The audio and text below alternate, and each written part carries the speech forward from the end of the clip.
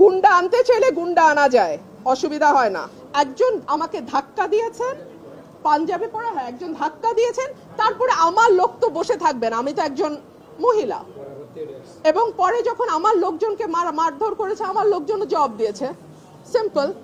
যেটা 15 বছরে হয় নাই, যেটা 15 বছরে হয় নাই সেটা আজকে হয়েছে। অলমোস্ট আমার গায়ে ধাক্কা দিয়ে আমাকে ফেলে দেওয়ার চেষ্টা হয়েছে।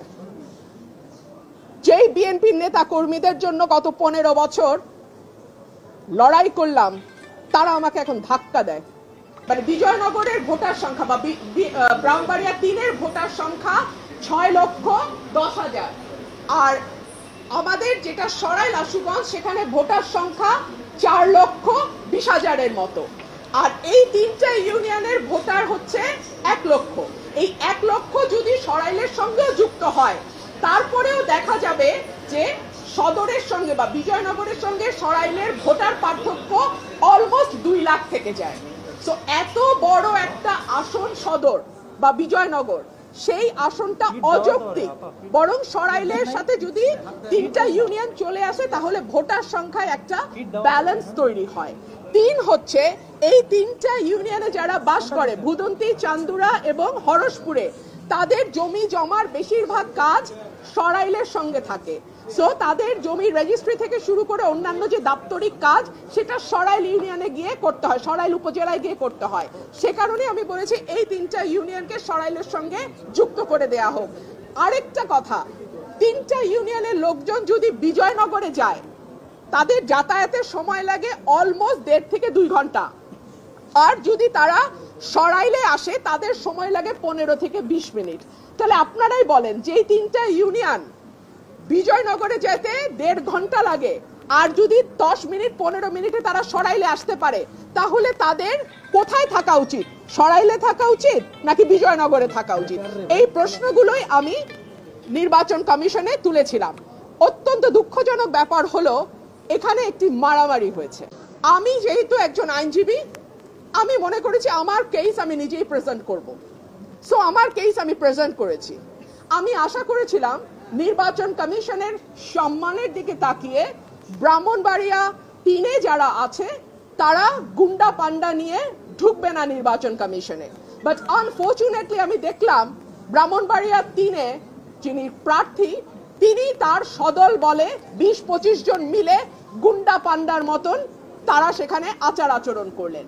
অত্যন্ত দুঃখজনক, অত্যন্ত লজ্জাজনক, এবং আমি মনে করি এটা কমিশনের যে ভাবমূর্তি, যে গাম্ভীর্য এবং যে সম্মান, সেইটার সঙ্গে এটা যায় না।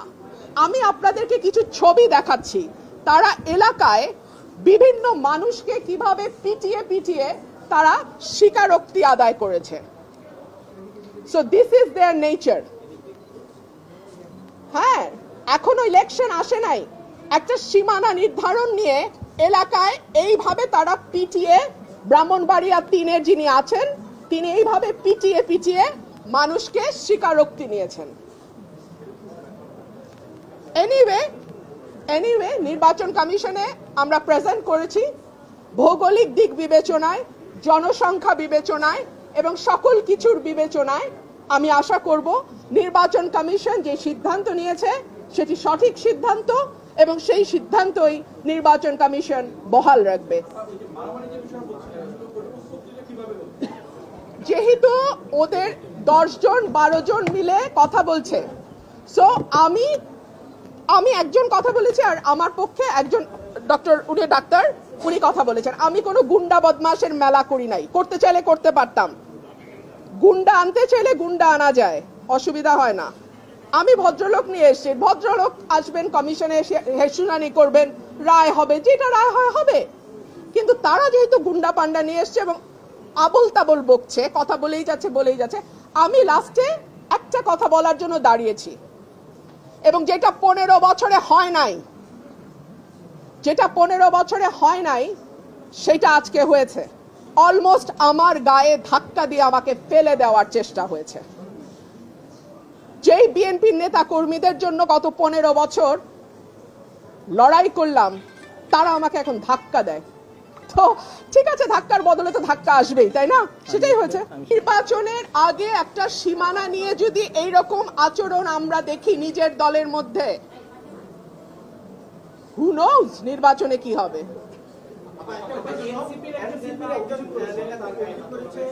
আপনি তাকে ধাক্কা দিয়েছেন, সেকেন্ড টাইম পরে পেছনে ভিডিওতে দেখা গেছে যে আপনি দাঁড়িয়ে আছেন, পেছনে কয়েকজন তাকে মারধর করতেছে এবং সে অভিযোগ করছে যে আপনার যারা গুন্ডাপান্ডা আছে তারা।